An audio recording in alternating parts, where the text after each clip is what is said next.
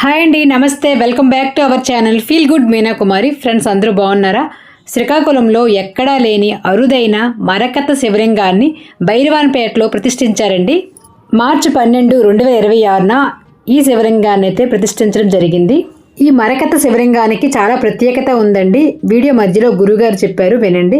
అలాగే మరకతం అంటే నవరత్నాల్లో ఒక రత్నం అండి. వజ్రం, వైడూర్యం, మరకతం అంటారు కదా, గ్రీన్ కలర్లో ఉంటుంది. ఈ శివలింగాన్ని ఇక్కడ మీరు దర్శనం చేసుకుంటున్నారు. ముందుగా అద్దంలో చూసి తరువాతే శివలింగాన్ని మనం దర్శనం చేసుకోవాలి. అందుకే మీకు వీడియోలో కూడా అదే విధంగా చూపిస్తున్నాను.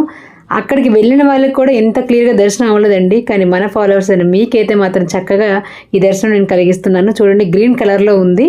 ఆలయ ప్రతిష్టని చాలా మంది చూసే ఉంటారు, కానీ చూడని వాళ్ళు కూడా ఉంటారండి. చాలా ప్రాసెస్ ఉంటుంది. ఈ వీడియోలో మీకు చాలా వరకు కవర్ చేస్తాను చూడండి. ముందుగా శివలింగాన్ని ప్రతిష్ఠ చేశారు 8 గంటలకి అలా. తర్వాత ధ్వజస్తంభాన్ని ఇక్కడ ప్రతిష్ఠ చేస్తున్నారు. అది తీసుకొచ్చి పట్టడానికి చాలా టైం పట్టిందండి. చాలా బరువు ఉంది.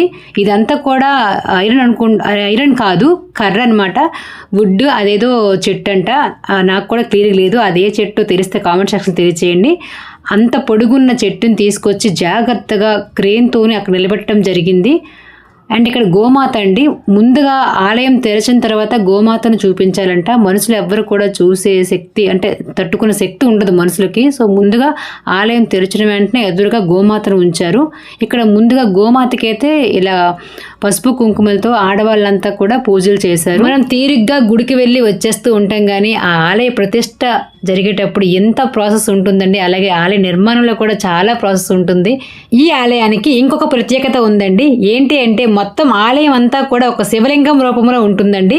మనం గర్భాలయంలో శివలింగం ఎలా చూస్తామో అలాగే ఆలయం మొత్తం కూడా ఒక శివలింగం రూపంలో మనకి ఇక్కడ దర్శనం ఇస్తుంది. క్లియర్గా కనిపిస్తుంది చూడండి.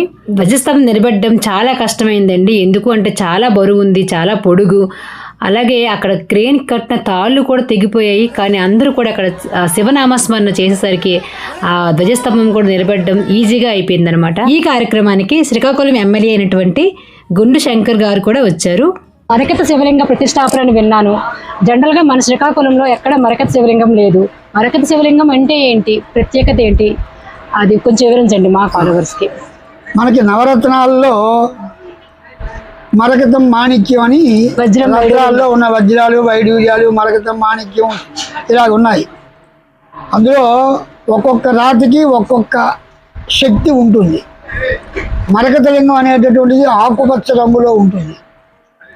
ఆకుపచ్చలో రంగులో ఉన్నటువంటి మరకత లింగానికి పూజ చేస్తే, దానిపైన నీళ్లు పోసి ఆ తీర్థం పుచ్చుకుంటే దానివల్ల బుద్ధి వికసన, ప్రస్తుత కాలంలో ఉన్నటువంటి వాళ్ళకి బుద్ధి ఉంది. బుద్ధి ఎవరికి లేదని, దుర్మార్గుడు కూడా బుద్ధి ఉంటుంది కదా. అంటే ఆ బుద్ధి సక్రమంగా పనిచేయాలి.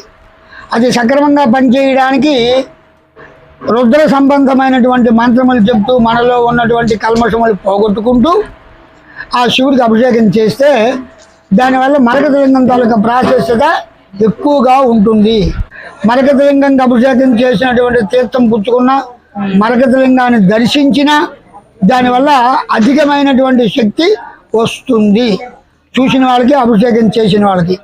ఇంకా నిజంగా అండి, శ్రీకాకుళం ప్రజలైతే అదృష్టం అనుకోవాలి. ఎందుకు అంటే నవరత్నాలకి మనం ధరిస్తేనే ఒక మంచి పాజిటివ్ శక్తి అంటారు. అటువంటిది సాక్షాత్ మహాశివుని మరకత శివలింగ రూపంలో మనం దర్శనం చేసుకోవడం అనేది మేము అదృష్టంగా భావిస్తున్నాం.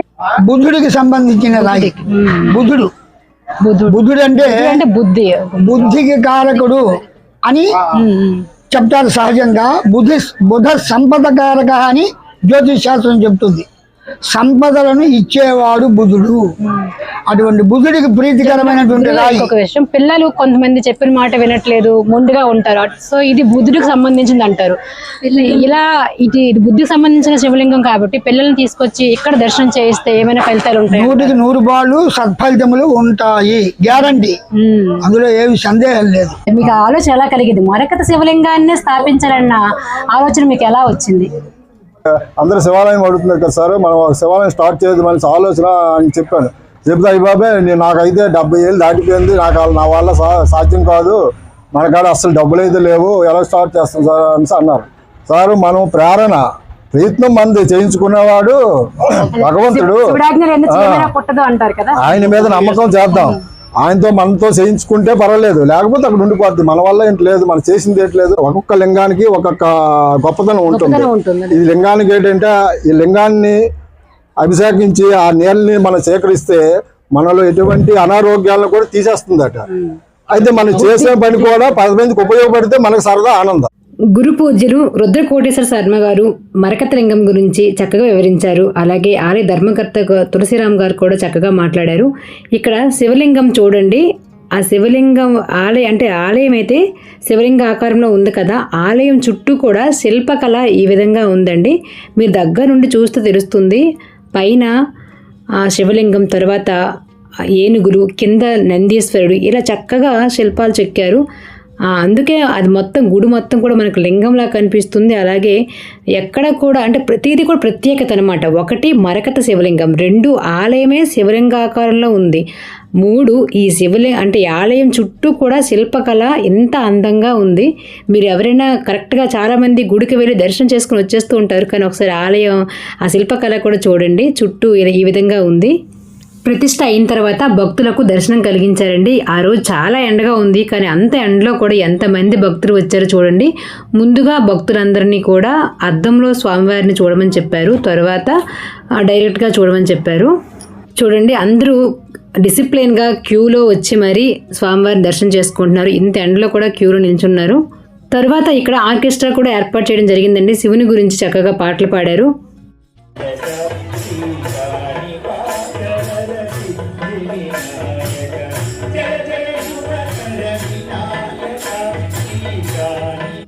వచ్చిన భక్తులందరికీ కూడా ఎటువంటి ఇబ్బంది కలగకుండా ఉదయాన్నే టిఫిన్స్, అలాగే మధ్యాహ్నం ఇలా అన్నదాన కార్యక్రమాన్ని కూడా ఏర్పాటు చేశారు.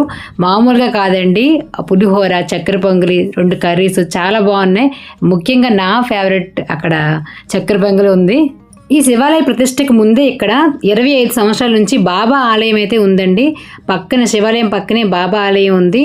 వెళ్ళిన వాళ్ళంతా కూడా బాబాని చక్కగా దర్శనం చేసుకోవచ్చు. చాలా మందికి అన్నం తింటే కడుపు నిండుతుంది, కానీ నాకు నా ఫాలోవర్స్ని చూస్తే కడుపు నిండిపోతుందండి. నేను వెళ్ళిన వెంటనే ఆప్యాయంగా పలకరిస్తారు, మీనా గారు మీ ఫాలోవర్స్ అండి, మీ వీడియోస్ని నేను ఫాలో చేస్తున్నానని చెప్పేసి ఇక్కడ శ్రీదేవి గారు చెప్పారు. థ్యాంక్ యూ సో మచ్ అండి. భైరవాన్పేట ఎక్కడని చాలామంది అనుకుంటున్నారు కదా, కిమ్స్ హాస్పిటల్ ఉంది కదండి, కిమ్స్ హాస్పిటల్ రోడ్ నుంచి స్ట్రైట్గా వస్తే అక్కడ భైరవాన్పేట అనే జంక్షన్ బోర్డు ఉంటుంది, భైరవాన్పేట జంక్షన్ ఉంటుంది. అటు నుంచి స్ట్రైట్గా వస్తే ఆచి కూడా ఉంటుందన్నమాట, సింహద్వారం ఉంటుంది, అక్కడే శివాలయం. ఎవరైతే ప్రతిష్ట కార్యక్రమాన్ని స్వయంగా చూడలేదో వాళ్ళైతే ఈ వీడియో చూస్తే ప్రతిష్ట మొత్తం చూసిన ఫీల్ అయితే కలుగుతుంది. ఎందుకంటే ఏది మిస్ అవ్వకుండా చాలా మట్టుకు నేను కవర్ చేశాను, చాలా విషయాలు మీకు చెప్పాను. ఇదేంటి ఇవాళ వీడియో. ఈ వీడియో కనుక నచ్చినట్లయితే ఒక లైక్ చేయండి, ఎలా ఉందో కామెంట్ సెక్షన్లో తెలియజేయండి. మీరు కనుక మన ఛానల్ ఇదే ఫస్ట్ టైం చూసినట్లయితే తప్పనిసరిగా మన ఛానల్ని సబ్స్క్రైబ్ చేసుకోండి. Thanks for watching.